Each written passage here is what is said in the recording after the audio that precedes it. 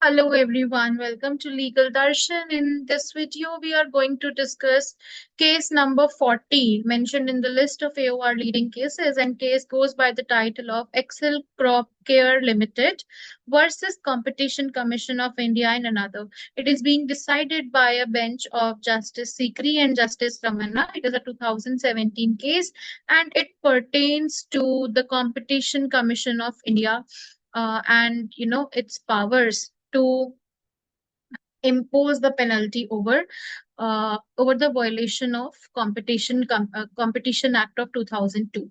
Now, before we go into the discussion, okay, now before we get into the discussion into the merits of the case, one thing I want to discuss herein with you is number one, what is the object of Competition Act? Because that is again something on which this whole case is premised, that somewhere is coming into action, that what are the ethos of the Competition Act. So Competition Act is an act to provide, keeping in view of the economic development of country, for establishment of a commission that prevents practices which are anti-competition or which are having adverse effect on the competition, so that a sustainable competition in the market can be promoted, consumers interest can be protected, and to ensure that there is no monopoly over the trade, there is freedom of trade, and there are other participants in the market of India, and the monopoly does not exist. So basically, this act is coming out as an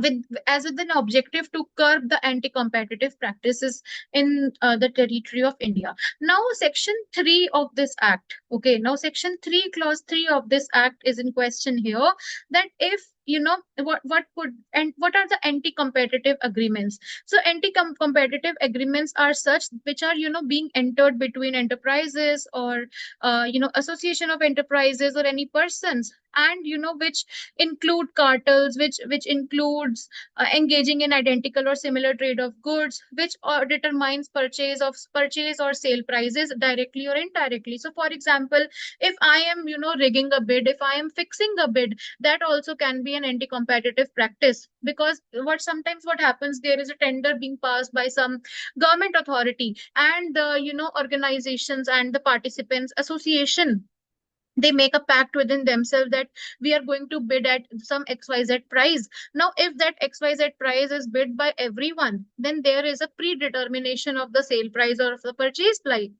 price as well.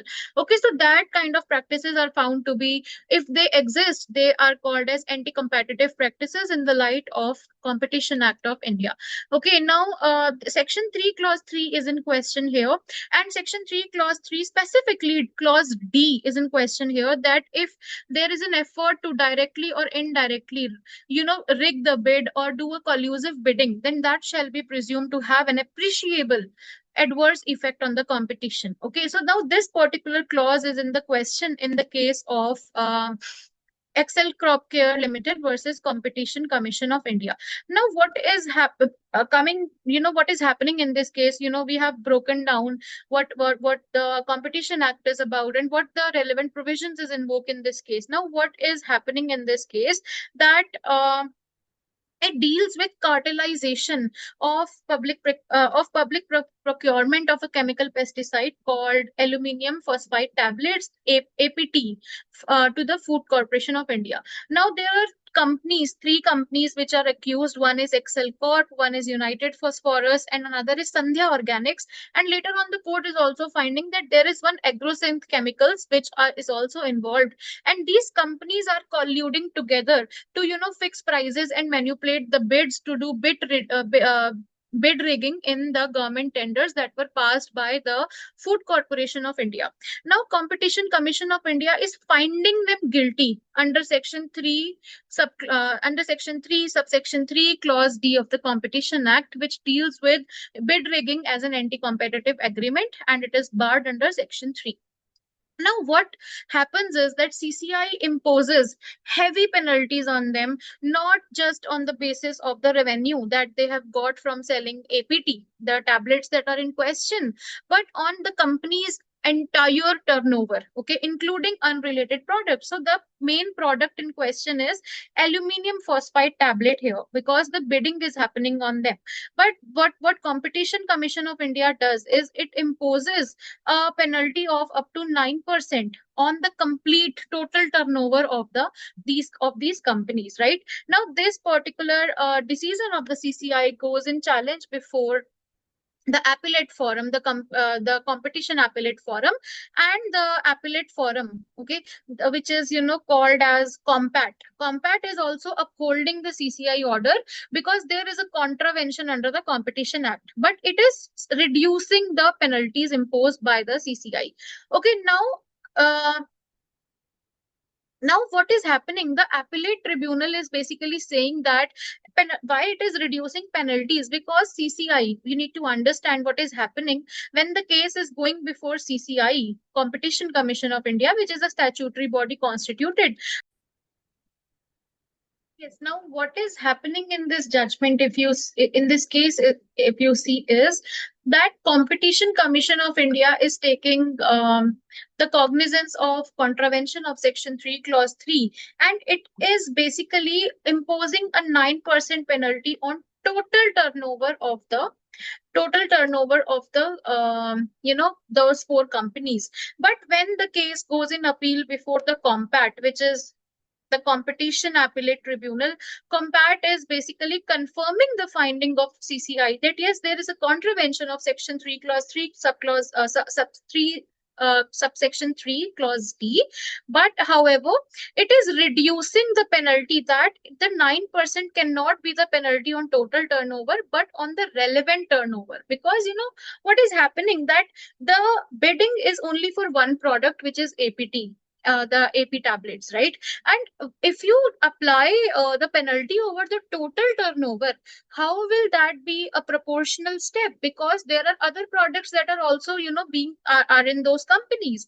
Now the case goes in the Supreme Court.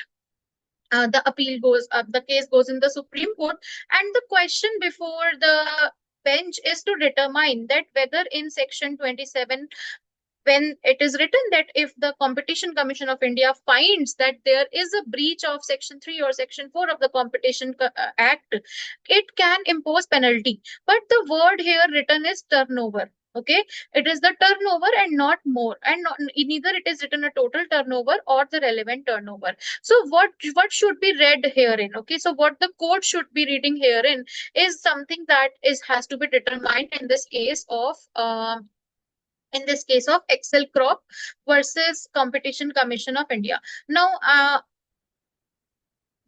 the court herein is basically looking at two doctrines. One is the doctrine of purposive interpretation. Another is the doctrine of proportionality. The court is basically saying that if you charge total,